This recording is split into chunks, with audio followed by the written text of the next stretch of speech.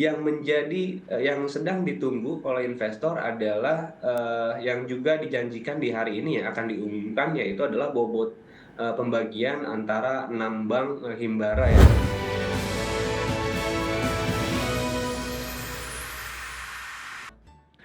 Ya, untuk berbincang pagi hari ini kita sudah terhubung melalui video conference ada Pak Raden Bagus Bima, founder dari Warkop Saham. Selamat pagi Pak Bima. Ya, selamat pagi Mas Vicky. Baik, terima kasih sudah bergabung sama kami Pak Bima. Semoga sehat selalu Pak Bima. Ada satu hal yang kemudian cukup menarik pagi hari ini kita akan memperbincangkan terkait dengan pengucuran 200 triliun dana Bank Indonesia ke Bank Himbara mulai hari ini dan dampaknya terhadap saham-saham Bank BUMN akan seperti apa pasca kemarin sudah menguat begitu di penutupan perdagangan sesi 2. Hari ini mungkin diproyeksikan akan terbang atau seperti apa Pak Bima?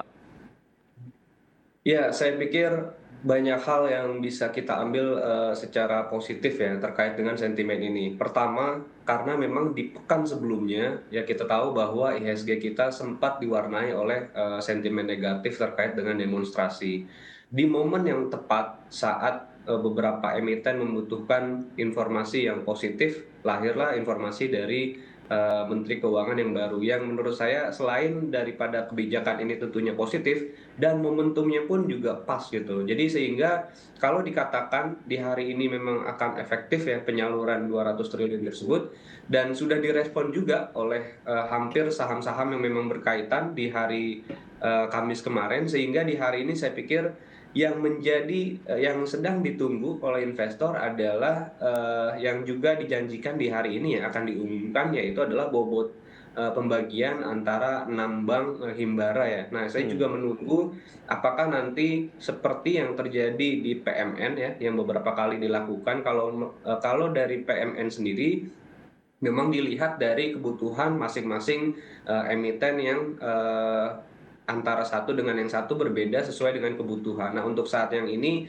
memang masih dikaji, ya kita tunggu apakah memang berdasarkan dari market cap misalkan atau memang dari hal lain yang dipertimbangkan sehingga menurut saya untuk saat ini karena hampir seluruhnya ya emiten-emiten seperti BBRI, Mandiri, BNI, lalu ada BBTN, BRIS ya yang sudah listing di 5 saham ini. Menurut saya untuk investor nanti bisa mencermati emiten-emiten yang memang market cap-nya kecil ya. Kemungkinan besar market cap kecil dengan perolehan dana yang nanti dikucurkan saya pikir akan memberikan dampak yang cukup signifikan. Jadi untuk investor bisa bersiap dan bisa menanti informasi tersebut agar bisa maksimal nih dalam memilih saham yang bisa berdampak positif terhadap kucuran dana 200 triliun ini.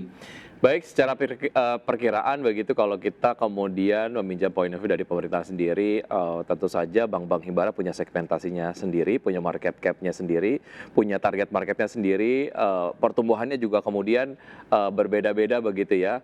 Kalau kita pinjam point of view dari pemerintah, mana yang akan disuntikan dana yang lebih besar jika dibandingkan dengan yang lain? Menurut Anda indikatornya apa, Pak Bima? Untuk Iya, jadi menentukan besaran, mana yang kemudian lebih besar, dibandingkan dengan bank himbara yang lain? ya, menurut saya kuncinya ada di targetnya, Mas Vicky. Hmm, Jadi target paling utamanya ini mengejar pertumbuhan ekonomi. Nah, oke. tapi dilihat juga ya supply yang akan terjadi nanti ya dana 200 triliun ini harus tidak boleh dibarengi oleh penguatan dari inflasi itu sendiri. Artinya ketika likuiditas meningkat nanti hasilnya bisa jadi dua. Apakah terjadi inflasi atau justru ini produktif artinya beralih ke pertumbuhan ekonomi. Nah, Hmm. untuk agar target yang diinginkan oleh Pak Purbaya menteri kita meningkatkan pertumbuhan ekonomi sehingga sektor real ya seperti yang sudah diharapkan bahwa target dari dana ini penggunaannya untuk di sektor real sehingga menurut saya ya mungkin kita juga tahu ya perbankan-perbankan yang masuk langsung ke sektor real ya dalam hal ini bisa di BMRI ya di BBRI yang menurut saya bisa secara langsung berdampak seperti yang diharapkan oleh pemerintah kita. Kalau dari perhatian saya sendiri, memang dampak yang paling memiliki kecenderungan paling terbesar memang bisa dari BMRI, termasuk juga BBTN. Tapi konteksnya di sini adalah karena BBTN memang dibanding yang lain pun secara market cap jauh sekali gitu market cap BBTN saat ini. Nah, oleh karena itu sebesar apapun nanti yang diterima oleh BBTN, saya pikir di antara Big Four yang lain, ya emiten-emiten bank yang besar, BBTN salah satu yang bisa menjadi upside-nya agak sedikit lebih besar ya, karena memang market cap-nya berbeda dengan yang sebelumnya. Ya, BUMN ada banyak sektor, tapi kemudian mengapa yang dituju adalah sektor keuangan? Sejauh mana ini kemudian dirasa akan memiliki efek dongkrak yang lebih besar lah ya kepada pertumbuhan ekonomi, sehingga sektor ini yang kemudian dituju untuk diguyur 200 triliun ini, Pak Bima? Ya, kalau kita lihat memang semula juga saya berpikir yang sama, karena kita tahu ya, untuk penyaluran kredit saja di semester pertama itu nilainya sebenarnya sudah ada di angka 8.000 triliun dan bertumbuh dibandingkan year on year tahun yang lalu. Artinya kalau ada tambahan 200 triliun berbanding dengan 8.000 triliun, sebenarnya kalau kita lihat itu tidak besar angkanya. Tapi ternyata kan ini bukan merupakan pinjaman ya yang dari pemerintah, Hmm, tapi ini untuk meningkatkan likuiditas. Nah, disinilah yang sebenarnya cukup menarik karena setelah perbankan nanti menerima siapapun perbankannya, begitu dia menerima dana dan memang wajib disalurkan paling tidak 80% karena ada GWM. Nah, saya pikir 80% ini yang nanti paling tidak kalau kalau memang saat ini kan kebijakan pertama ya, menurut saya akan ada hal-hal yang berkelanjutan karena hmm, dari 200 triliun ini memang bisa dibilang kalau ke emitennya sendiri itu punya pertumbuhan kurang lebih 1 sampai dengan 3% untuk saham-saham yang big caps-nya ya, terutama di BBRI, BBNI atau di Mandiri, pertumbuhan dari sisi laba bersihnya.